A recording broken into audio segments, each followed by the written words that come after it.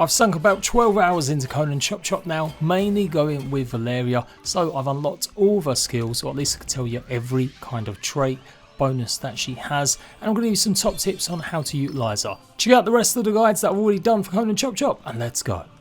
So it has taken me 12 hours to unlock the final upgrades. Now I haven't actually bought it because it costs another 5 levels.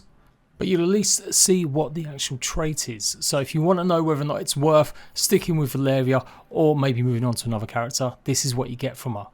Now these traits go in addition, you don't have to choose any skills or anything, they just get added. But obviously you do need to unlock the ultimate first, and that's the Tornado Slash.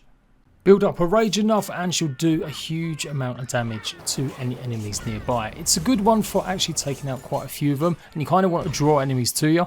And it actually works as a critical hit. So if you have a piece of armor or something that gives you critical hits if you fire an arrow or you block or melee, make sure you do it just before you use it and you can get all that bonus attack damage. There have been a few times though when I've utilised it and it just maybe hasn't done as much damage as I've wanted it to do.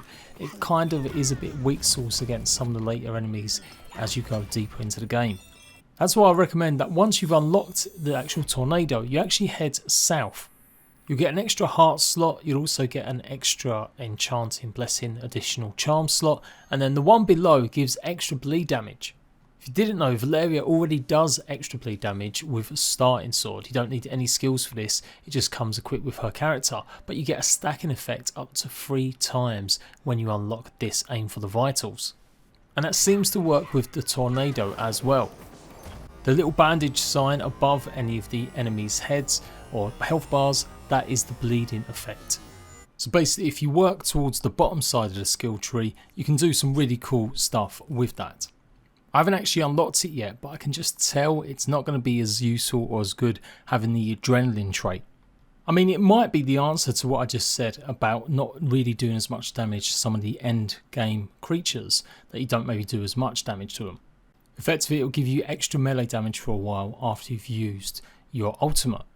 But yeah, as I said, for the first 2 boss fights and the areas before it, you're pretty much going to take out most of the enemies that you'd probably be using it for. And if you've got any combination of poison and anything else going on, then you're probably going to be doing a lot of damage that way. So I feel like you'll end up using this a lot, and then you won't have any other enemies to use the extra damage, the adrenaline on.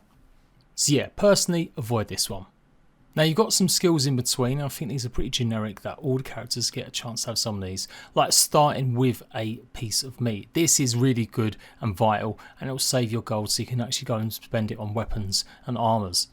And then after that, obviously more health is always great, but I would go for the Enchanter's Blessing. Try and get both of them so that you can have 4 enchantments.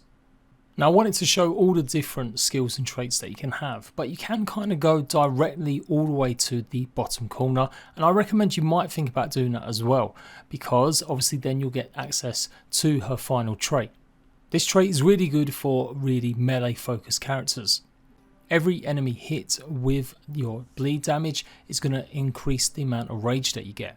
So obviously that means you get more of your ultimate ability to use, and then you'll be doing more damage with obviously going for the vitals and increasing and stacking that bleed damage.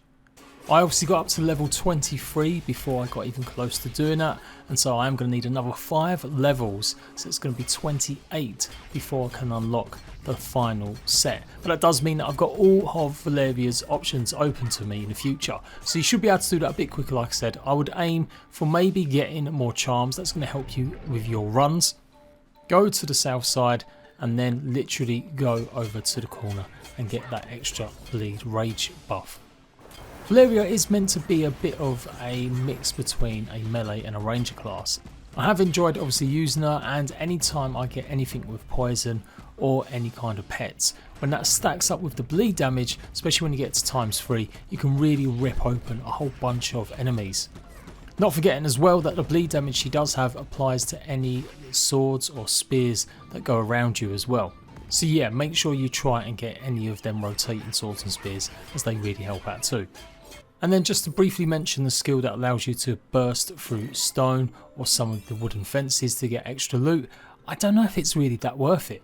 The balance just isn't there with the amount of keys that you get. Sometimes you'll get access to just plain chests, other times it will give you access to a gold chest But I spent a lot more time once I unlocked that skill not actually having enough keys to break through.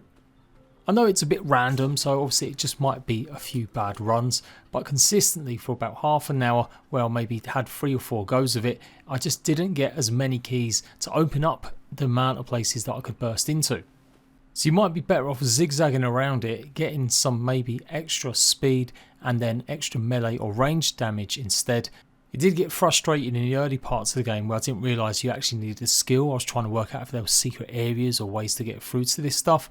But yeah, I just don't know if it's that worth it. I think you're probably better off just boosting some of the other ones.